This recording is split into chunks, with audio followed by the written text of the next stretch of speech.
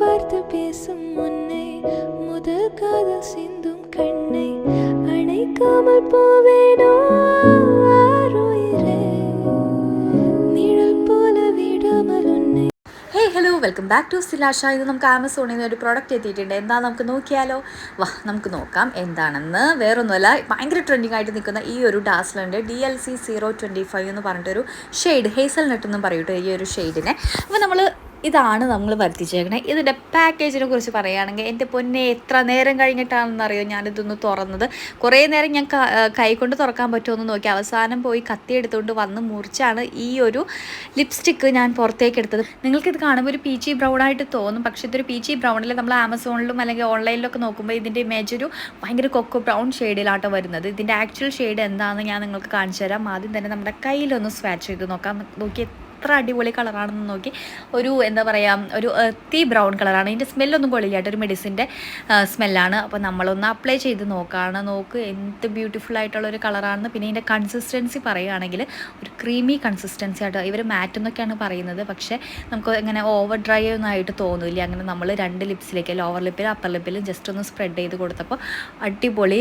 ഇത് ഭയങ്കര super pigmented ആയിട്ടുള്ള ഒരു ലിപ്സ്റ്റിക്കും കൂടി ആട്ടോ. കാരണം ഞാൻ എത്രത്തോളം എമൗണ്ട് എടുത്തു എന്ന് നിങ്ങൾ കണ്ടു. കാരണം ഫുൾ ലിപ്സ് അത് കവർ ചെയ്തിട്ടുണ്ട്. അതിനുശേഷം നമ്മൾ രണ്ടാമത്തെ ലെയർ ഒന്ന് അപ്ലൈ ചെയ്ത് നോക്കിയിട്ട് ആ രണ്ടാമത്തെ ലെയറും കൂടെ കുറച്ചും കൂടെ തിക്കായിട്ട് ഇടുമ്പോഴാണ് കറക്റ്റ് ഷെയ്ഡ് നമുക്ക് കിട്ടുള്ളൂ.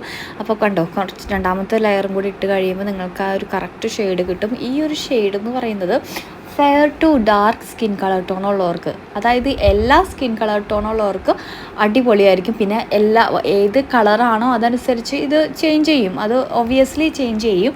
പ്രത്യേകിച്ച് ബ്രൗൺ സ്കിൻ കളർ ടൈപ്പ് ഉള്ളവർക്ക് അടിപൊളിയായിരിക്കും കേട്ടോ ഇത് എന്ന് എനിക്ക് തോന്നുന്നു.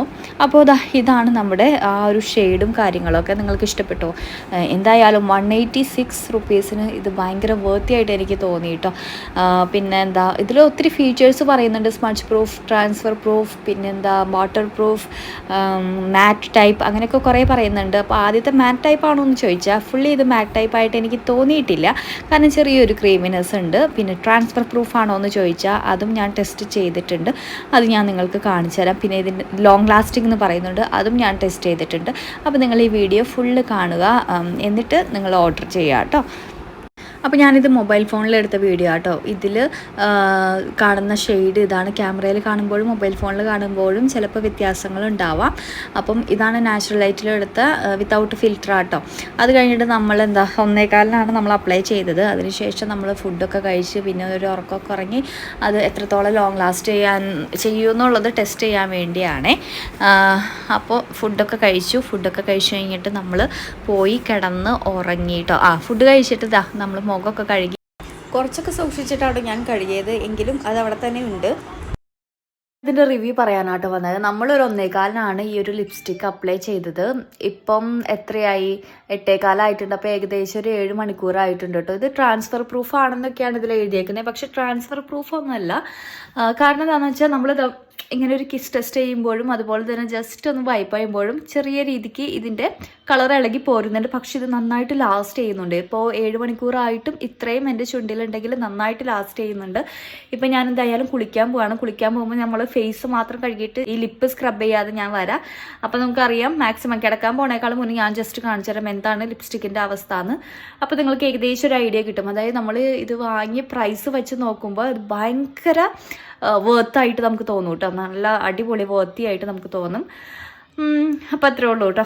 അപ്പോൾ എൻ്റെ കുളി കഴിഞ്ഞപ്പോഴും സംഭവം ഇവിടെ ഉണ്ട്. കുറച്ച് പോയി. അപ്പോൾ വാട്ടർ പ്രൂഫ് ആണോ എന്ന് ചോദിച്ചാൽ വാട്ടർ പ്രൂഫ് അല്ല, കുറച്ച് പോയിട്ടുണ്ട്. ഇനി കിടക്കിടേക്കാളും മുന്നേ കാണിക്കാം കേട്ടോ.